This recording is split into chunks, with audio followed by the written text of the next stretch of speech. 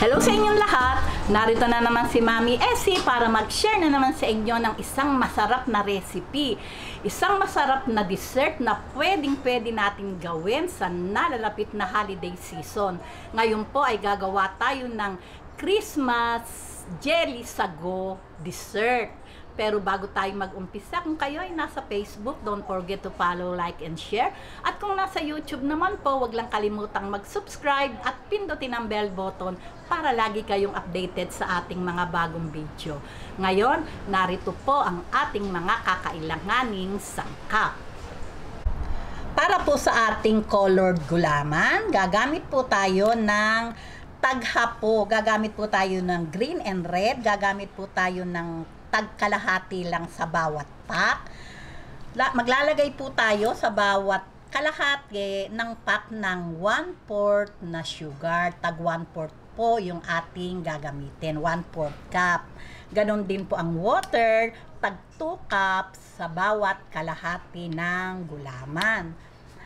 Para naman po sa ating creamy white gulaman, gagamit po tayo ng 2 sachet na white gulaman, isang malaking condensed milk, isang evap milk, malaki din po, at isang all-purpose cream. Heto po yung ating sago. May nabibili naman po nito sa palengke na luto na. Kung wala po, pwede naman din po kayong magluto. Ito po ay 1 cup yung aking niluto. O ngayon, umpisahan po muna natin yung pagluluto ng ating gulaman. Okay, ngayon po, unahin po natin yung ating green gulaman. Maglalagay lang po ako ng kalahati. Ayan, kalahati po nitong ating pack. Ganon din po yun. Maglalagay po tayo ng 1/4 cup na sugar. Ayan. Ganyan lang po. At, syempre po, 2 cups na water.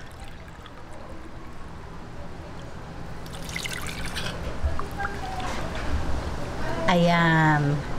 Okay, ngayon, atin pong halu-haluin. Tunawin po muna natin bago natin isalang sa ating apoy.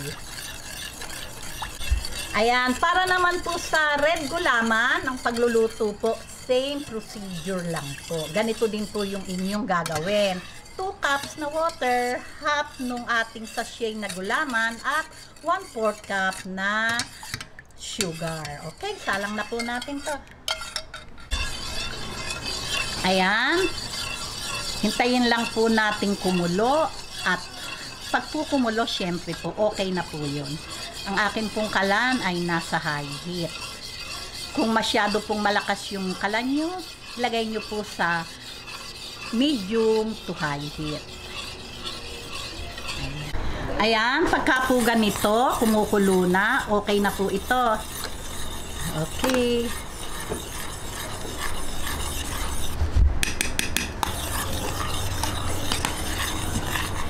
Ayan, isalin na po natin sa ating molder.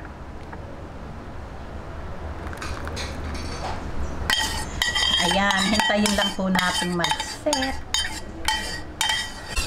Okay, ngayon, ito namang ating red, ang ating lulutuin. Ganon din po, pagkulo, luto na po iyon.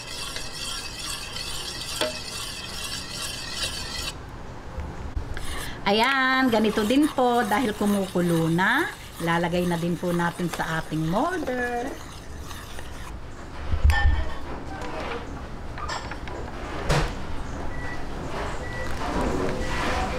Ayan, ngayon, hintayin lang po nating mag-set itong ating red and green na gulaman, at uumpisahan na po natin yung pagluluto ng creamy white gulaman.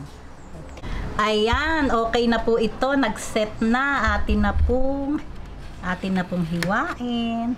Naku, hindi ko nakikita. Ayan. Lang po natin ng pakudra-kudrado. Nasa inyo po kung ganong kalalaki yung inyong gusto. Ayan, ganyan lang po, parehas lang po ng paghihiwa natin. Ganon din po yung gagawin natin sa ating red gulaman. Ayan, ngayon naman itong ating red gulaman. Ayan, talagang napakaganda po ng kulay. Paskong Pasko talaga. Ayan. Ngayon po, liligyan po natin yung ating paglalagyan. Kung saan nyo ilalagay, syempre, lalagyan natin ng design yung ilalim. Ayan, atin pong paghaluin.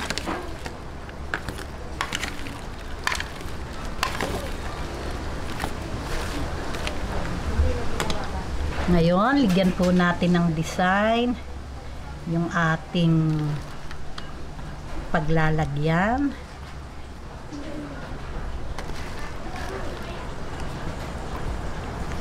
Okay, ngayon naka-ready na po yung ating paglalagyan ng ating white creamy gulaman. Itatabi po muna natin at atin po namang titimplahin ngayon yung mixture ng ating white gulaman. Okay. Okay, ngayon heto na po yung ating 5 cups na water para sa ating creamy white gelatin. Lalagay na po natin itong 1 cup na sugar. Itong 2 sachet na white gulaman.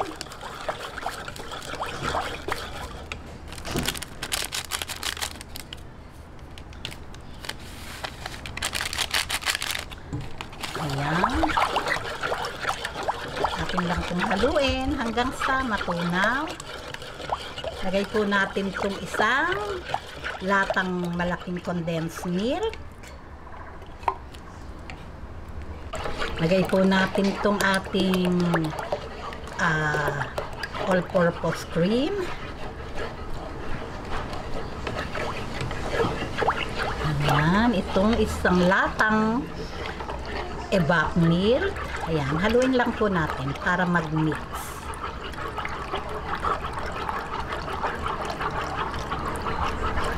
Ayan, ito po talaga pag naluto ay creamy. Okay, ngayon isasalang na po natin to sa ating apoy. Medium to low heat lang po yung ating apoy. Ayan, pagka po ganitong bagong salang, yun pong aking kalan ay nasa high heat pa. Ngayon, pag nakita na po natin na medyo kumukulo na, ilalagay na po natin sa medium heat yung ating apoy at ilalagay na din po natin yung ating sago na niluto. Okay, halo-halo lang po, wag nating titigilan ng halo. Ayan, pagka po ganitong mainit na yung ating creamy white gulaman mixture, lagay na po natin itong ating sago.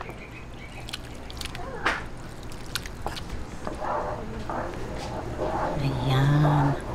Kung mahilig po kayo sa sago, pwede naman pong lagay na natin lahat.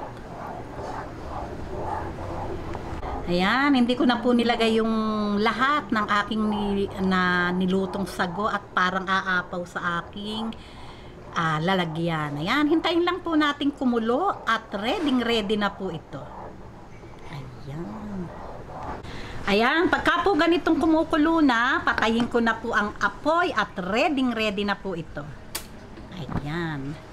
Medyo haluin lang natin at medyo maliit talaga tong aking napagsalangan. Okay na po ito. Lalagay na po natin sa ating lalagyan.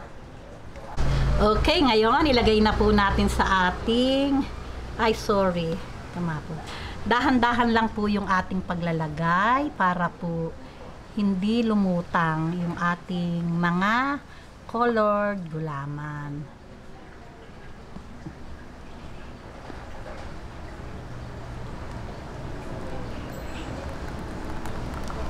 Ayan.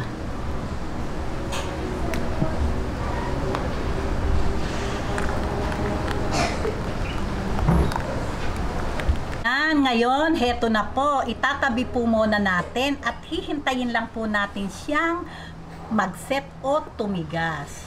Okay. Ayan, heto na po yung ating masarap na dessert. Nag-set na po pagkaraan ng mga 2 oras. Ayan, at okay na po. Ngayon, sasalin na po natin. Ayan. Mabigat po kasi makapal ang aking pinaglagyan. Ayan, heto na po. Talaga namang katakam-takam at napakaganda. Di po ba? Paskong-pasko yung kulay. Napakadali lang gawin ang ating masarap na dessert na Christmas jelly dessert. O di po ba? Napakadali lang pong gawin. Talaga namang napaka-attractive. Lalo po sa bata, di ba? Ang ganda-ganda. Ganon din po sa matanda. Talaga namang mukhang yummy-yummy. O, paano po? Kung nagustuhan nyo ang video na to, huwag lang kalimutang mag-likes and don't forget to share and subscribe. Boo-boos!